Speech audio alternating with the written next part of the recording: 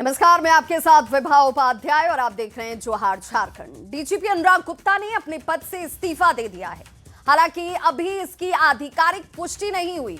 अब हेमंत सोरेन सरकार जल्द ही नए डीजीपी का नाम घोषित कर सकती है। डीजीपी अनुराग गुप्ता के रिटायरमेंट के बाद सेवा विस्तार पर बने रहने को लेकर केंद्र और राज्य सरकार के बीच विवाद चल रहा था। देखिए हमारी ये खास रिपोर्ट। डीजीपी अनुराग गुप्ता ने दिया इस्तीफा। पद को लेकर चल रही थी खींचतान। इस्तीफे की क्या है कहानी?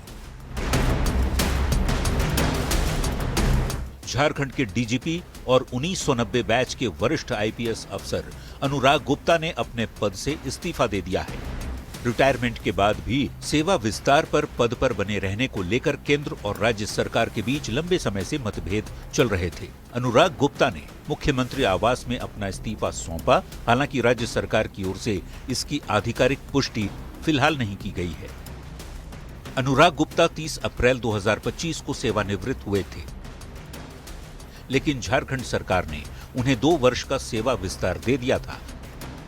केंद्र सरकार ने इस फैसले पर आपत्ति जताते हुए 22 अप्रैल 2025 को तत्कालीन मुख्य सचिव को पत्र लिखकर स्पष्ट किया था कि सेवानिवृत्त अधिकारी को एक्सटेंशन नहीं दिया जा सकता। इसके बाद राज्य और केंद्र सरकार के बीच पत्राचार और कानूनी विवाद का दौर शुरू हुआ। वहीं डीजीपी अनुराग गुप्ता के अपने पद से इस्तीफे की खबरों से सियासत में खलबली मच गई है। बीजेपी ने इसे स्वागत योग्य कदम बताते हुए कहा, देर आए दुरुस्त आए। पहले तो मैं कहूँगा स्वागत योग्य कदम है, देर आए दुरुस्त आए। लेकिन इतना फजीहत के बाद रिजाइन की, ये भी आश्चर्यजनक विषय है।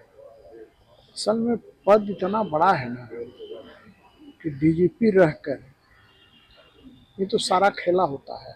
कोयला घोटाले से लेकर तरह तरह के जो घोटाले होते हैं, कुछ करना नहीं, उसको पैसा आना है।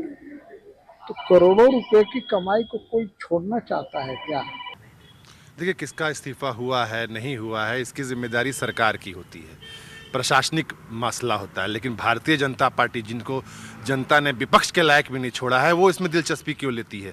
वो सरकार को पुलिसिंग सिखाएगी और भाजपा के विधायक सिखाएंगे। अपने 3 दशक से अधिक के करियर में अनुराग गुप्ता ने झारखंड पुलिस में कई अहम पदों पर कार्य किया।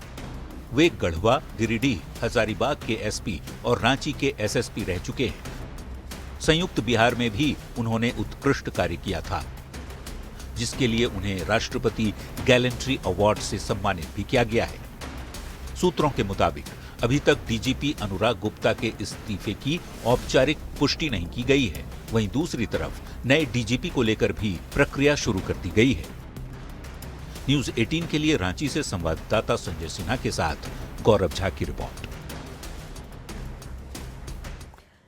और बड़ी खबर इस वक्त रांची से। न्यू मार्केट के पास से पुलिस ने ब्राउन शुगर बेचने वाले बड़े सिंडिकेट का पर्दाफाश किया। 28 लाख के ब्राउन शुगर के साथ 2 सगी बहनों सहित 4 आरोपियों को गिरफ्तार किया गया। रांची के सुखदेव नगर थाना क्षेत्र न्यू मार्केट चौक के पास से Sejal Khan 93 brown sugar packets के साथ पकड़ी गई।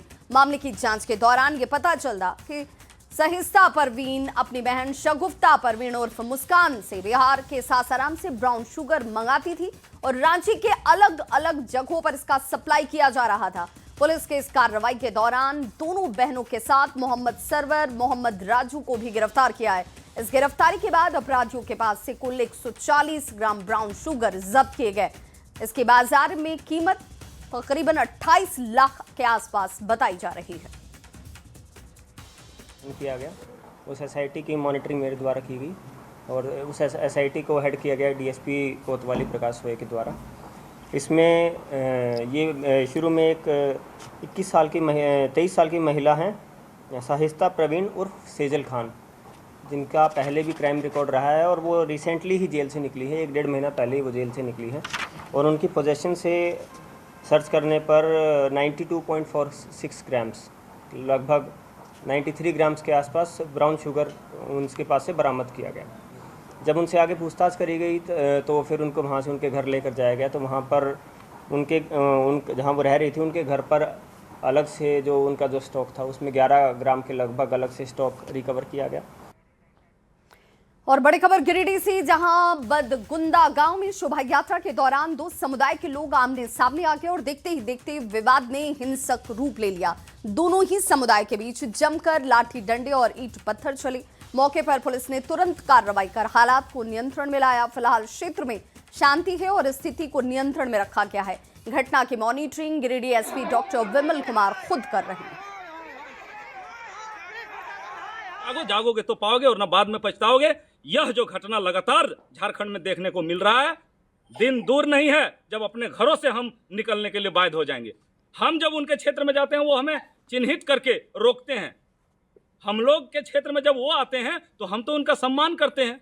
जब उनका कोई यात्रा निकलता है या तो कोई जुलूस निकलता है उसका तो हम लोग सब सम्मान करते हैं। लेकिन यह हिंदुओं का शोभा यात्रा में जो यह पथराव का काम होता है, यह जो हिंदुओं को टारगेट करके रोका जाता है, यह बहुत ही दुर्भाग्यपूर्ण है, बहुत ही निंदनीय है। इसका मैं कड़ी शब्दों में निंदा करता हूँ। दो पक्ष में विवाद हुआ है और इसको लेकर के आगे किसी तरह की कोई दिक्कत नहीं हो, इसके लिए पुलिस मुस्तैद है और जो भी बातें आई हैं उसकी हम लोग जांच कर रहे हैं और इसमें बिल्कुल विधि सम्मत कार्रवाई की जाएगी। आज के दिन में पूरे क्षेत्र में सभी जगह हमने चेक पॉइंट्स बनाया है यहाँ और रात भर फोर्सेस यहाँ रहेंगी, मजिस्ट्रेट की तैनाती रहेगी और वैसे लोगों पर हम लोगों की नज़र है जो किसी तरह की विधि व्यवस्था को बिगाड़ने का प्रयास कर रहे हैं। वैसे लोगों को चिन्हित भी किया जा रहा है। हम लोग ये प्रयास भी कर रहे हैं कि उस समय का जो हमको सीसीटीवी फुटेज भी मिल जाए जिन्होंने इसमें बदमाशी करने का कोशिश किया। हालांकि जो अभी हम लोगों की जानकारी है उसके हिसाब से ये बिल्कुल सामान्य रूप से चीज़ें थी और इसको दो व्यक्ति के झगड़े को अनावश्यक रूप से दो पक्ष का झगड़ा करने का प्रयास किया गया है। वैसे लोगों को चिन्हित की जा रही है और कड़ी कार्रवाई की। और अगली बड़ी खबर धनबाद से, जहां पर पुलिस ने फरार गैंगस्टर प्रिंस खान पर लगातार शिकंजा कसना शुरू कर दिया है। प्रिंस खान का कनेक्शन टेरर आतंकी संगठन से जुड़ने का पुलिस को सबूत मिला। प्रिंस खान गिरोह के 4 अपराधियों को पुलिस ने गिरफ्तार कर लिया है। करीब 17 लाख रुपए पुलिस ने इन अपराधियों के पास से जब्त किए हैं और यही नहीं, 70 से अधिक जमीन की डीड के साथ ही हथियार भी इनके पास से बरामद हुए हैं। टेरर आतंकी संगठन से जुड़ने का सबूत और उसके बाद ये लगातार कार्रवाई की जाती हुई गिरफ्तार अपराधियों के तार टेरर फंडिंग से जुड़े होने की संभावना भी है और हवाला के जरिए ये अपराधी प्रिंस खान तक पैसे पहुंचाते थे। के दौरान लगभग 17 लाख से अधिक कैश की बरामदगी की गई है। एक रिवॉल्वर मिला है जिसका लाइसेंस दिखाया गया है, वो तो फेल पाया गया।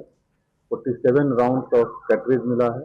इसके अलावा बहुत सारे मोबाइल्स हैं। 70 से अधिक जमीन का डीड है जो अलग अलग नाम से है, कहीं पावर ऑफ अटॉर्नी है, कहीं डीड है। 1 दर्जन से अधिक ATM कार्ड है, अलग अलग नाम से बहुत सारे पासबुक हैं। इसका फर्दर हम लोग डिटेल निकालेंगे। इसमें तकनीकी अनुसंधान करने की भी आवश्यकता है जो स्पेशल टीम इसके बात करेगी। और बड़ी खबर धनबाद से आ रही है, जहां दामोदर नदी में 5 युवक डूबे। 3 युवकों को हालांकि स्थानीय लोगों ने अपनी तत्परता से बचा लिया। 2 युवक लापता हैं जिनकी तलाश अब भी जारी है। 2 युवकों की हालत गंभीर बताई जा रही है जिन्हें इलाज के लिए अस्पताल में भर्ती करवाया गया। सभी युवक बागमारा के भीमन कनाली के रहने वाले बताए जाते हैं। दामोदर नदी में नहाने के लिए ये सभी पहुंचे हुए थे जिस दौरान वो हादसे का शिकार हुए। महुदा थाना क्षेत्र का ये मामला। अब भी 3 युवकों को लोगों ने बचाया और 2 की तलाश की जा रही है। तो ये तस्वीर इस वक्त आपके सामने, जहां पर स्नान करने के लिए कार्तिक पूर्णिमा के मौके पर ये सभी युवक पहुंचे हुए थे जिस दौरान हादसे का वो शिकार हुए। साहिबगंज से बड़ी खबर आ रही है, जहां 2 घरों में भीषण आग लग गई। खाना बनाने के दौरान बताया जा रहा है कि ये आग लगी और आग लगने के बाद अफरा तफरी का माहौल देखा गया। आग पर काबू पाने में दमकल की गाड़ियां जो हैं वो जुटी हुई हैं। उधवा प्रखंड क्षेत्र का ये मामला बताया जा रहा है। हालांकि इस घटना के बाद से इलाके में अफरा तफरी मच गई। फिलहाल दमकल की गाड़ी मौके पर मौजूद है और आग पर काबू पाने की लगातार कोशिश जारी है। जामताड़ा पुलिस ने 2 अलग अलग अपहरण मामलों का खुलासा कर दिया है। पुलिस ने 5 अपराधियों को गिरफ्तार किया है। पुलिस ने किडनैप हुए युवकों को सुरक्षित भी बचाया। गिरोह जामताड़ा, गिरिडीह, देवघर और धनबाद में सक्रिय बताया जाता है। मुख्य रूप से साइबर फ्रॉड करने वालों को ये निशाना बनाकर अपहरण कर रहे थे और कभी कभी अपराधी पुलिस की वर्दी पहनकर वारदात को अंजाम देने का काम करते थे। गिरोह के अन्य सदस्यों की तलाश और उनके नेटवर्क की जांच अब भी जारी है। छापेमारी में दोनों व्यक्ति को सकुशल हम लोगों ने बरामद किया है और बरामद करके जब हम लोगों ने ठीक से पता किया तो पता चला कि इन दोनों अपहरित व्यक्तियों को काफी टॉर्चर भी किया गया है, गले में चाकू भी सटाया गया, उनके मदर फादर को अपनी उनकी आवाज भी बताने का प्रयास किया गया। एक रोटी सिर्फ खाने के लिए देते थे। अभी बाद में इन्वेस्टिगेशन में पता चला कि इन लोगों की अपहरण जो है प्रतिवेदन से 2 दिन पूर्व ही हुआ था, बट इनके परिजन जो है किसी भी तरह की सूचना थाने को नहीं दिए हैं। और फिलहाल एक छोटा सा अंतराल, फौरन होंगे वापस, बने रहिए हमारे साथ।